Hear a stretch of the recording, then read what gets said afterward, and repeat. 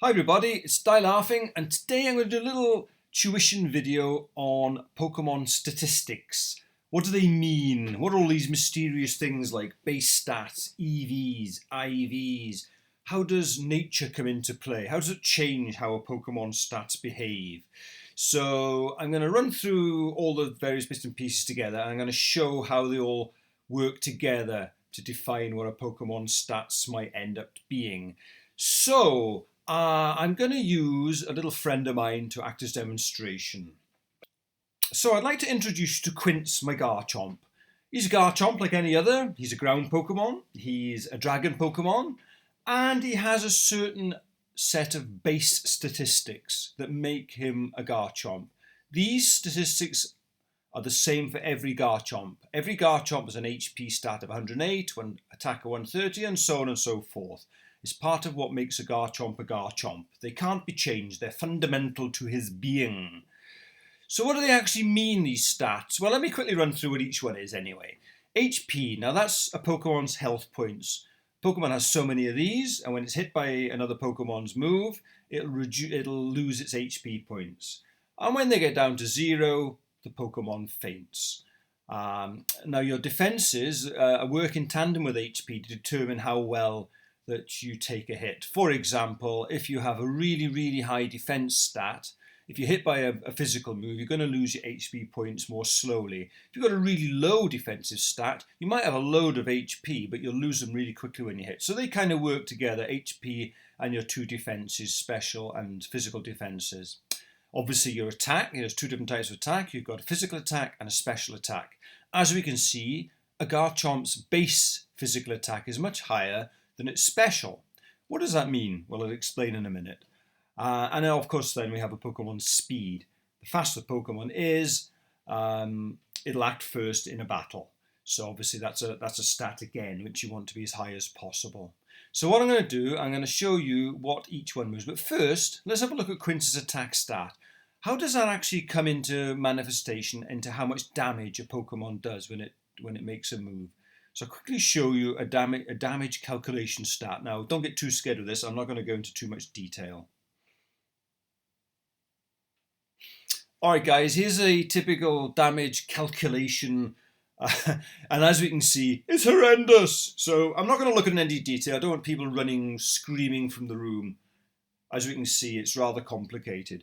So bottom line is, though, the damage a Pokemon deals depends on its attack stat. So the bigger the number we have here, the bigger the number we get over here. So it's an important thing. This obviously works the same for special attack as well. Obviously its defense comes into play. And look at all these different variables. That's horrible. One thing that's quite interesting, though, is level. The level of a Pokemon comes into play regardless of what its attack stat is. So a level 100 Pokemon with a crappy attack stat is still a powerful beast because its level is so high. So yeah, let's bear that in mind in these Pokemon games when they throw you against the high level Pokemon. That's why it's sometimes quite difficult. Anyway, let's go back to Quince. Right, now Quince, as we've seen before, has a base attack stat of 130. What does that actually mean? Well, let's have a look down here. I've done a little calculation for you. Now, Quince's base attack stat is 130. Now, let's suppose we get Quince at level 1. And we give him 99 rare candies and level him all the way up to level 100. What will his attack stat be? Well, if we take that base stat of 130 and multiply it by 2, we get 260, and then we need to add 5 more to get 265. So in other words, Quince's attack stat at level 100 will be 265. Of course, I'm ignoring any influence of IVs, EVs, and nature. That's just its base attack stat at that level. So, and that will be the same for any Garchomp. They're all the same. So that is how a base stat works. Let's compare that to, say, a different Pokemon.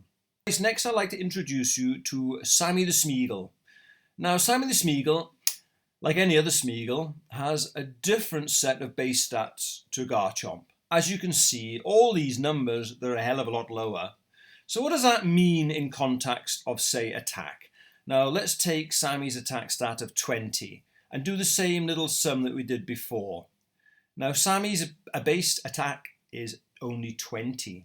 So if we do the same sum as we did before, by the time we get to level 100, Sammy's attack is only 2 times 20, which is 40, plus 5 to give us only 45.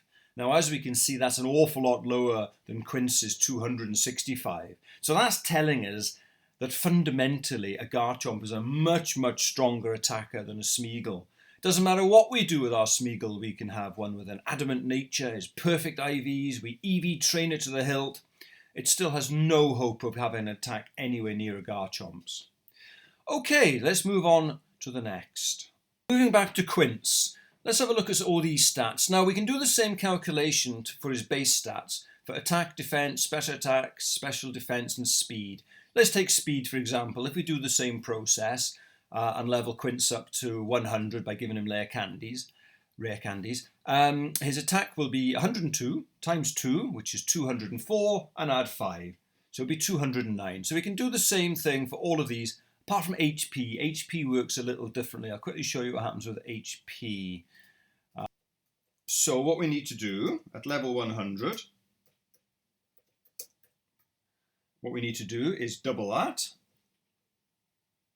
So it's 108 times 2 equals 216.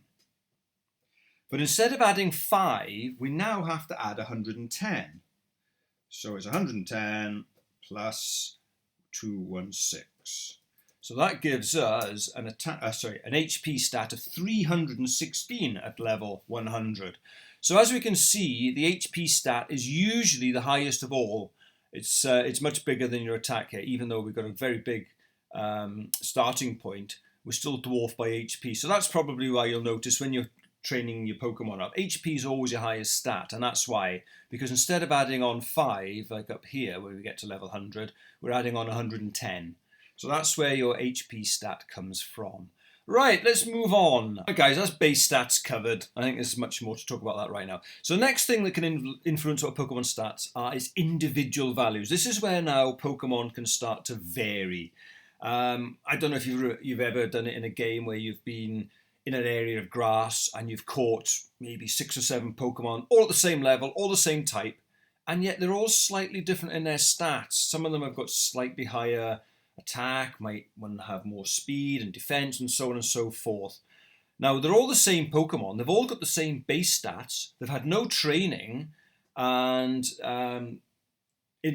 nature can't have come into effect because they've not been trained. So the only differences are because of IV values. So what are they? Well, every Pokemon has an individual value of between 0 and 31 that's randomly generated in the wild. So how does that influence what a Pokemon stats are? I'll quickly show you a new Pokemon, another Garchomp called Caesar. Alright, next up I want you to meet Caesar. Now Caesar is another Garchomp. Exactly the same as Quince, but not quite. Now Caesar again is defined as being a ground type and dragon type, and also has exactly the same base stats as Quince. So if we do the same calculations taking Quince's attack stat as before, we will get, now then, Caesar, it just so happens, has perfect IVs. So his IVs in attack are 31.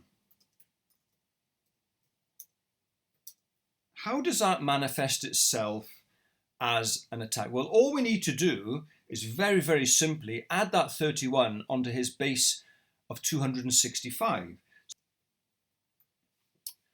So let's compare that to Quince. Now Quince, as we know, has a base stat of 265, exactly the same as Caesar. However, unfortunately, Quince has 0 IVs in attack, and therefore his attack remains on 265. We don't add anything onto Quince's score. Now you might think, well, that's not so bad, 265 compared to a Pokemon with perfect IVs, which should be on 296. It's not that much of a difference. Well, that's because Quince has such a high base attack of 130. It's far more important. For example, let's look at Sammy again just to see how that changes. Let's move back to Sammy, our Smeagol. Now we've already seen that Smeagol's base attack stat is 20. So that means at level 100 we would have an attack of 45, ignoring other things, which isn't very high. But if we had a perfect IV set of 31 in attack, then our Smeagol's attack goes up to 76. Now that's a lot higher than 45 comparatively. I mean, it's almost double. So if your base stats are quite low, IVs are quite significantly important. Anyway, that's IVs dealt with. Let's move on to EVs. What are those? So now it's time to take a look at EVs, or effort values. What are these things? Well, this is finally a way in which the player of the game can actually influence Pokemon's stats by a certain thing called training. Now, the way it works, let me just bring up a web page and show you how this works. For every Pokemon that you faint, it gives you a yield in a certain stat. Let me just show you.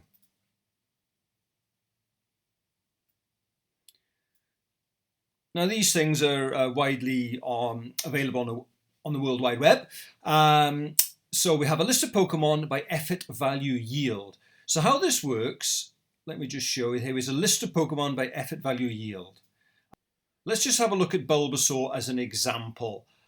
We can see here a Bulbasaur gives us 1 point in special attack. Now what that means is if I was to happen to come across a Bulbasaur in either trainer battle or in the field and was to make it faint, then my Pokemon, the Pokemon that actually carries out the act, gains 1 point. Also works for experience share, of course. If you have the experience share on another Pokemon, they will also gain a point in special attack. Now the way it works is for every 4 points you achieve in EVs, in say special attack, you will gain 1 extra point on your special attack stat by the time you get to level 100. Now you think to yourself, that's fantastic. I could spend 3 weeks grinding on a spot of grass and get thousands and thousands of points, and my Pokemon's attack stat will be off the scale, and I'm going to take over the world. But unfortunately, it doesn't quite work like that. The game caps the number of EV points that you can get to 510 in total, and no more than 252 in any one particular stat. So that's the way it works. So let's just bring up Caesar and see how EVs actually influence our attack stat. So here we have Caesar, our Garchomp. Now we've already seen that our base attack stat is 130, and if we level him all the way up to level 100 without any training, we get to 265 in our attack stat. Now we've already seen that Caesar's IV in attack is 31, so that gives us now a new modified attack of 296. Now let's say that our trainer trains a lot on attack for our Garchomp and gives him a full complement of 252 points, EV points in attack. How does that translate to an increase in his attack stat? Well, as we've seen before, for every 4 EVs we get 1 extra attack point. So this will give us an increase of attack of 63 points. Now that's quite significant. So if we add that onto our already 296 attack stat plus 63, now gives us 359 points in attack. That's quite a bit. Let's compare that to Quince. So let's come back to Quince, our poor downtrodden Garchomp. Now Quince has, of course, a base stat of 130 in attack, as we know, which translates to 265 by the time we get to level 100. But unfortunately, Quince has 0 IVs in attack, so his attack remains unchanged. And also our trainer couldn't be bothered to train Quince at all, has just given him rare candies and leveled them all the way up to 100. And therefore, the effect of EVs is 0, and I'm afraid his attack remains on 265. So you can see that EV training is quite important. It makes a big difference. Now, unfortunately, when you play a Nintendo game such as Pokemon Platinum, things like IVs and EVs, we're not actually given these numbers. When we look at a Pokemon, we can't actually see what its IVs are or how many EVs it's been trained. You get hints in the game. Like I said before, when we catch a load of Pokemon at the same level and we look at their stats, they're all slightly different. That's because of their IVs. But you don't actually know specifically what these IVs are. You just got a hint. So you just pick out the highest number, assuming it's going to have a bigger IV. But you don't actually know what that number is. Similarly with EV training, you have to really take a note yourself. So it's a bit of a detriment to these games. A lot of the fan-made games like Pokemon Reborn, Insurgence, Rejuvenation, you're actually given the Pokemon's IVs and how many EVs you've trained them on. So that's a great asset for these games.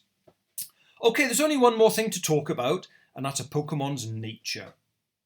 Okay, so the last thing that can influence Pokemon stats is its nature. Every time you catch a Pokemon, any game, it always tells you what its nature is. So what does that actually mean? Well, you can see here, there's a list of all the natures on here. I've got hardy, lonely, brave, adamant, naughty, etc., etc., etc., etc. And what do they all mean? Well, it's been introduced so that a certain stat will increase and a certain stat will decrease by 10% over the course of training. So for example, an adamant nature will increase our attack and lower our special attack. Whereas if you have something like a brave nature, attack will go up and speed will go down. So there's a combination for every single one. You've also got neutral ones, for example. There's 4 of them: hardy, docile, serious, bashful. They're like politicians. They sound great and they look great, but they don't actually have any influence. They don't actually do anything. So let's just have a look and see how these natures might affect our example Pokemon. Okay, let's have a look at Caesar. Now, I've already seen that Caesar, with his mighty IVs 31 and his perfect training, can get all the way up to a 359. Now, it just so happens that Caesar has an adamant nature, and as we've seen, that increases his attack but lowers his special attack. Well, that's fine for a Garchomp because you only really want to concentrate on its physical attack because that's its most dominant asset. So, what does this mean? Well, what we need to do is again take that figure of 359 and add 10%. So that actually comes to 35. Now, I don't know why it's not 35.9 rounded up to 36, but for some reason it's rounded down to 35 to give us a whopping 394 points of attack by the time we get to level 100. Now, as we can see up here, I've got the base stats, and it's also got the range at the top here. As we can see, our attack is at its maximum, 394. So in other words, that's the highest you can ever achieve for a Garchomp. So that's quite a high figure. Let's compare that to poor old Quince. So here's Quince, with his base stack the same, 265. However, he's not been trained and he has 0 IVs. So his attack remains at 265. Now, it just so happens it's bad news as well in the nature department for Quince because he has a bold nature. And a bold nature means his defense goes up, but unfortunately his attack will drop by 10%.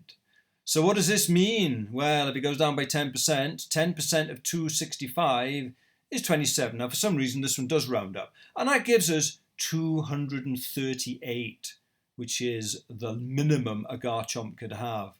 238. Now, as we can see, there's a massive difference between Quince and Caesar's attack. Look at that. It's almost double. And they're starting from the same base stat, and it's all down to IVs, EV training, and nature. So these things make an absolutely enormous difference to your Pokemon's stats. So there we go.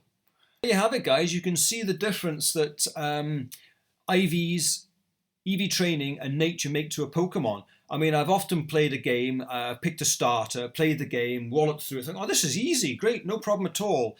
And then you play the game again with the same starter, and you think to yourself, God, this is hard. This Pokemon's not doing half as much damage as it was before. Well, this is because Nintendo probably is hiding things like IVs, and you're not really taking into consideration the nature of the Pokemon. And it's probably because you've got a Quince instead of a Caesar playing for you. So there we go. I'll wrap it up there, guys. If you have any questions, put them down below and I'll do my best to answer them. So catch you guys later. Bye-bye.